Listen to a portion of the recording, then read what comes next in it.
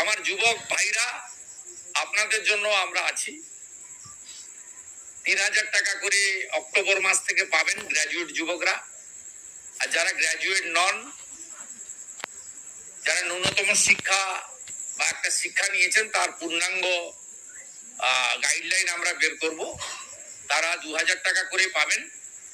এক্ষেত্রে বাজেট বইতে যেটা আছে সেটা হচ্ছে, মাসে যারা 1 লক্ষ টাকার বেশি রোজগার করেন, ইনকাম ট্যাক্স দিই, তারাই এই সুযোগ পাবেন না। এটা বছরে নয়, এটা ক্লিয়ার করতে চাই। অর্থাৎ যাদের পরিবার মাসে 1 লক্ষ টাকা করে রোজগার করেন, তারা তো ইনকাম ট্যাক্স ছাড় আছে আপ টু 1 লাখ। 1 লাখের উপরে ইনকাম ট্যাক্স দিতে হয়। আপনারাও আমাদের সঙ্গে একমত হবেন, 1 লক্ষ টাকা যে পরিবারের রোজগার আছে তার নিশ্চয়ই এই ভরসা স্কিম নেওয়ার দরকার হবে না। সেটাই বলা হয়েছে। এটা কিন্তু বাৎসরিক ইনকামের ক্ষেত্রে প্রযোজ্য হচ্ছে না। আজকে অত্যন্ত খুশির সঙ্গে আমরা জানাচ্ছি যে আমাদের যে রাজ্য বাজেট আজকে পেশ হয়েছে, সেখানে অনেক আপনার সুখবর আছে। যেন প্রতিটি বিষয়ে আপনাদেরকে চমক একটা করে দেওয়া হয়েছে। আপনারা সকলেই জানেন যে আজকে 22 তারিখ অর্থাৎ 22/6/2026 আজকে আমাদের পশ্চিমবঙ্গের রাজ্য বাজেট ছিল, এবং সেখানে বিভিন্ন বিষয়ে বাজেট পেশ করা হয়েছে এবং সেখানে প্রচুর চমকপ্রদ জিনিসগুলোকে রাখা হয়েছে। আপনারা শুনলেও সেগুলো অবশ্যই খুশি হবেন। তাহলে আজকে আমরা সেই বাজেটের বিষয়গুলো আলোচনা করব, কোন বিষয়ে কি কি পেশ হয়েছে বাজেট।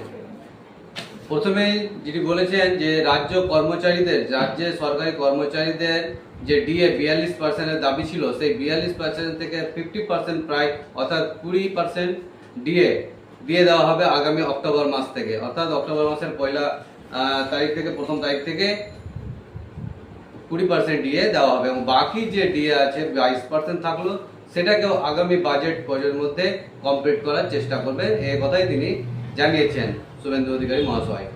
এবং দ্বিতীয়ত, উচ্চ শিক্ষার জন্য ড্রপ আউট যে শিক্ষার্থীরা অর্থাৎ মহিলারা যে কম বয়সে বিবাহ করার জন্য পড়ালেখা ছেড়ে দিচ্ছে আর কিছু করেছে, এই জন্য আমাদের পূর্ববর্তী যে সরকার ছিল, যিনি কন্যাশ্রী নামক একটি প্রকল্প চালু করেছেন, যেখানে প্রচুর লোক সাড়া পেয়েছিলেন, এবং সেই কন্যাশ্রী প্রকল্পের আওতায় প্রত্যেকটি অবিবাহিত মহিলাকে 25,000 টাকা করে এককালীন অনুদান দেওয়া হতো। এই সরকার অর্থাৎ বিজেপি সরকার সেই বাজেটকে, আজকের এই বাজেটে সেই উচ্চশিক্ষার জন্য সেই ড্রপ আউট মেয়েদের যেন শিক্ষার প্রতি মনোযোগ বাড়ে, তারা যেন স্কুল ড্রপ আউট না হয়, তার জন্য এককালীন অবিবাহিত মহিলাদের জন্য 50,000 টাকা দেওয়ার প্রতিশ্রুতি দিয়েছে, অর্থাৎ দেবে। অর্থাৎ এর আগের সরকারে যিনি মুখ্যমন্ত্রী ছিলেন, তিনি 25,000 টাকা কন্যাশ্রী নামক প্রদান করতেন। এই বিজেপি সরকার 25,000-এর পরিবর্তে 50,000 টাকা দেবে। তো এটা অত্যন্ত খুশির খবর যে আপনারা নিজেদের মেয়েদেরকে, কন্যাদেরকে আপনারা উচ্চশিক্ষায় শিক্ষিত করুন, এবং প্রাপ্তবয়স্ক হলেই যেন বিবাহিত দেওয়া হয়, এই জন্য তাদের প্রচেষ্টা, এবং এর জন্য সরকার আর্থিকভাবে সহায়তা করবেন। এরপরে সিভিক ভলেন্টিয়ার এবং ভিলেজ পুলিশ, হোমগার্ড, এদের জন্য আরো অত্যন্ত খুশি খবর যে তারা এখন 11,000 টাকা বেতন পেত, এবং সেখানে 2,000 টাকা করে তাদের বাড়ানো হয়েছে। প্রত্যেকটা civic volunteer, home guard, village police এর যারা আছে তাদের প্রত্যেকের 2,000 টাকা করে মাসিক বেতনে বৃদ্ধি হয়েছে। কিন্তু শ্রী শুভেন্দু অধিকারী মহাশয় মুখ্যমন্ত্রী তিনি জানিয়েছেন যে এখানে অনেক জল মেশানো আছে, অর্থাৎ অনেক ভুয়ো সার্টিফিকেট দেখিয়ে তারা সিভিক ভলেন্টিয়ারের যে চাকরি পেয়েছে, অনেক অশিক্ষিত যারা আছে, যাদের শিক্ষাগত যোগ্যতা নেই, তারাও এই চাকরি করছে। এই সমস্ত কিছু ঝাড়াই বাছাই হবে, এই সমস্ত ঝাড়াই বাছাইয়ের পর ভেরিফাই করার পরেই এই বৃদ্ধিটা হবে তাদের বেতনে। তো 2,000 টাকা করে হোমগার্ড, ভিলেজ পুলিশ এবং সিভিক ভলেন্টিয়ারদেরকে দেওয়া হবে, অর্থাৎ বৃদ্ধি হয়েছে তাদের বেতনে। যতটাতে পেত তার থেকে 2,000 টাকা বৃদ্ধি হয়েছে। আমরা জানি যে এর আগে 100 দিনের কাজ যেটা ছিল, সেটাকে বাড়িয়ে জি রামজির নামে 125 দিনের কাজ করা হয়েছে। সেখানেও 14,000 কোটি টাকা বরাদ্দ করা হয়েছে 125 দিনের কাজে। স্কুলে যে মিড ডে মিল রান্না হয়, সেই মিড ডে মিল রান্নার জন্য যে মহিলারা রাঁধুনি আছে, তাদেরও মাসিক বেতনে 1,000 টাকা বৃদ্ধি পেয়েছে। অর্থাৎ যারা রান্না করতো, রাঁধুনিগুলো ছিল, তাদের প্রত্যেকের বেতনে 1,000 টাকা করে বৃদ্ধি, যতটা বেতন ছিল তার থেকে 1,000 টাকা বেশি করে পাবে। এই সমস্ত প্রকল্পগুলো বা অর্থাৎ যেগুলো স্কিমগুলো, যেগুলো বেতনগুলো বৃদ্ধি হচ্ছে, সেগুলো সমস্তই আপডেট বা লাগু হবে 1 অক্টোবর থেকে। অর্থাৎ এখন জুন মাস চলছে, জুলাই মাস, আগস্ট, সেপ্টেম্বর, এই 3 মাস অতিক্রম করার পরে 1 অক্টোবর থেকে এই লাগু হবে। অবসরপ্রাপ্ত সাংবাদিক অর্থাৎ যারা বিভিন্ন সরকারি বেসরকারি এতে সাংবাদিকতা করছেন, তাদের রিটায়ার্ড হওয়ার পরে 2000 টাকা করে একটা মাসিক ভাতা পেতেন, অর্থাৎ মাসিক বেতন পেতেন বা পেনশন পেতেন। সেই পেনশনটাকে বৃদ্ধি করে আমাদের বিজেপি সরকার অর্থাৎ ডবল ইঞ্জিনের সরকার তিনি 5000 টাকা করে দেওয়ার প্রতিশ্রুতি দিয়েছেন। অর্থাৎ তারাও রিটায়ারমেন্টের পরে সাংবাদিকরা 5000 টাকা করে তারা পেনশন পাবে একটা। এটা অত্যন্ত খুশির খবর সাংবাদিকদের বন্ধুদের জন্য। তারা রিটায়ারমেন্টের পরে 5000 টাকা করে মাসিক একটা অনুদান তারা পাবে। সরকারি অফিসে অর্থাৎ স্কুলে বিভিন্ন সরকারি অফিসে 1 লক্ষ কর্মী নিয়োগ, অর্থাৎ তার মধ্যে 20,000 পুলিশ নিয়োগ, অর্থাৎ পুলিশের মধ্যে আপনার 20,000 পুলিশ নিয়োগ হবে এবং 50,000 শিক্ষক, অশিক্ষক এবং শিক্ষক সহকারীদের মধ্যে 50,000 আপনার নিয়োগ হবে এবং বাকি 30,000-এর মধ্যে আপনার বিভিন্ন সরকারি প্রতিষ্ঠান, বিভিন্ন দপ্তর সরকারি, সেগুলোতে 30,000 নিয়োগ হবে। এর ছিল 1 লক্ষ যে কর্মচারী নিয়োগ হবে, তার মধ্যে 20,000 পুলিশ, 50,000 শিক্ষক এবং 30,000 সরকারি দপ্তরে নিয়োগ। এটা একটা সুবর্ণ সুযোগ বলা যায় যে অনেক বেকার যুবক যুবতীরা যারা সংগ্রাম করে আসছেন পরীক্ষা চাকরির জন্য, তাদের জন্য একটা বিশাল সুখবর। তারাও এবার প্রস্তুতি নিতে পারবেন যে তাদের 1 লক্ষর মধ্যে তাদেরও নাম জড়িয়ে যাবে, তারাও যেন এই চাকরিটা পায়। এবং অঙ্গনওয়াড়ি আশা এবং অঙ্গনওয়াড়ি টিচারদের জন্য একটা বিশাল খুশির খবর যে তারা 5,000 টাকা করে তাদের বেতনটা বৃদ্ধি করা হয়েছে। অর্থাৎ যে বেতন তারা এখন পাচ্ছে বর্তমানে, অক্টোবর মাস থেকে তাদের 5,000 টাকা বৃদ্ধি হবে, অর্থাৎ বেশি পাবে। যে বেতন এখন পাচ্ছে তার সঙ্গে 5,000 টাকা অ্যাড হয়ে যাবে।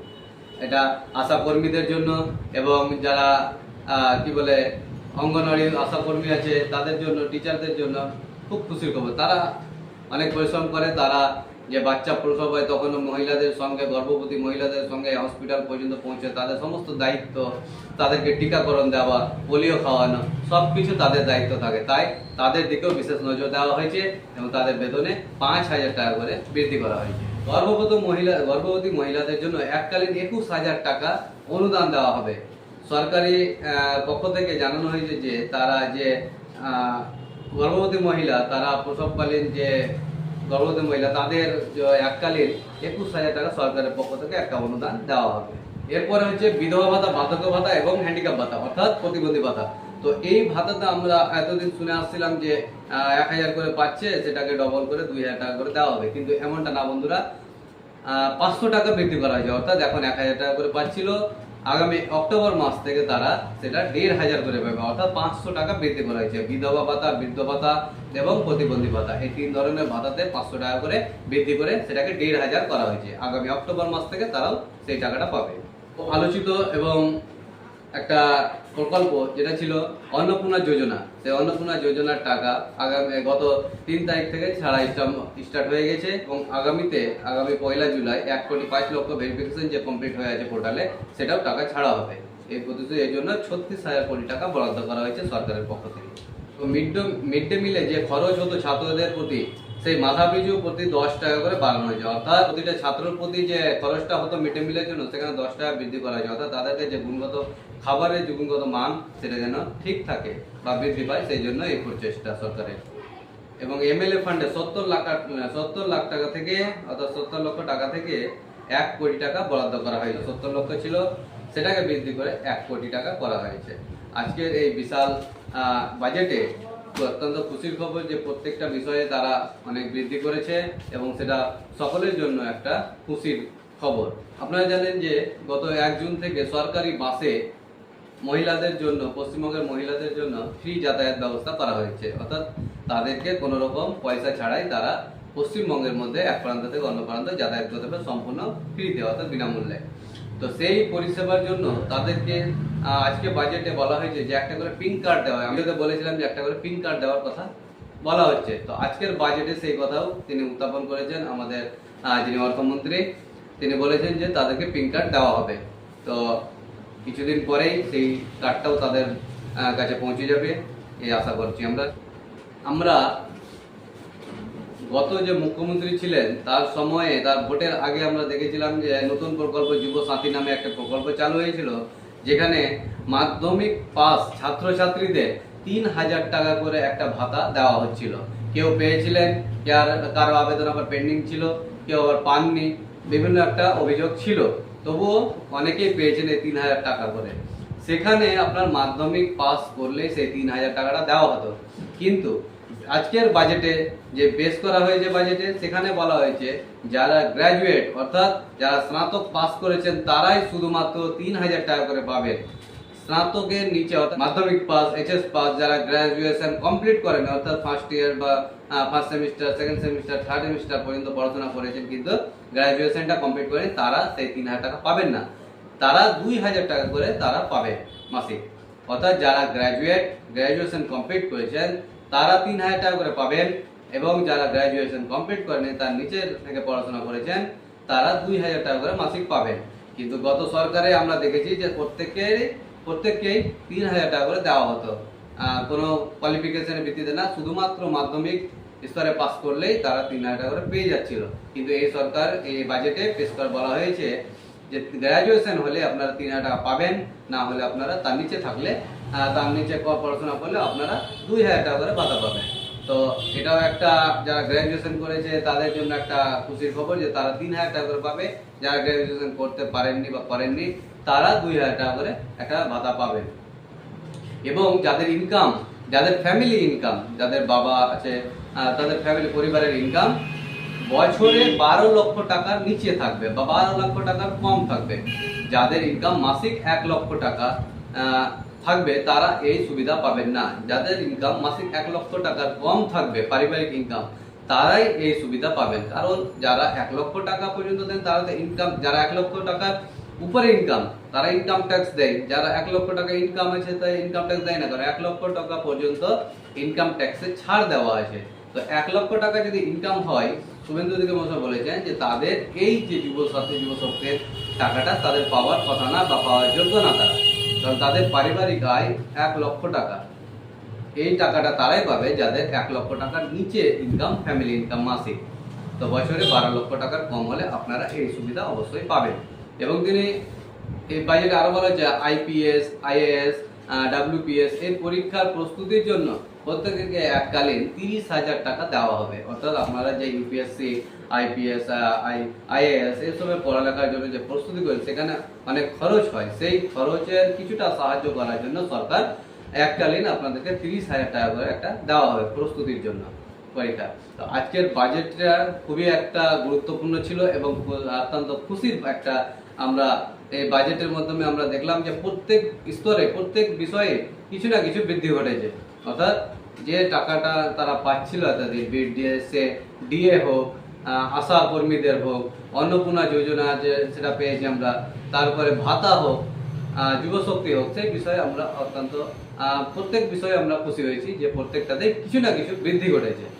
তাই রাজ্য সরকারকে আমরা আন্তরিক শুভেচ্ছা জানাবো। তিনি যেন আমরা তার প্রতিশ্রুতি অনুযায়ী, বাজেট অনুযায়ী আমাদেরকে এই টাকাগুলো আগামী অক্টোবর মাস থেকে প্রদান করেন এবং আগামীতেও যেন এই বৃদ্ধি হয় আরো, সেই আশা রেখে আমরা ভিডিওটি শেষ করছি। অবশ্যই ভিডিওটি ভালো লাগলে এবং ইনফরমেটিভ লাগলে অবশ্যই ভিডিওটি বেশি বেশি পরিমাণে শেয়ার করবেন এবং চ্যানেলে নতুন হলে অবশ্যই চ্যানেলটিকে সাবস্ক্রাইব করবেন এবং ফেসবুক থেকে দেখে থাকলে পেজটিকে ফলো করতে ভুলবেন না।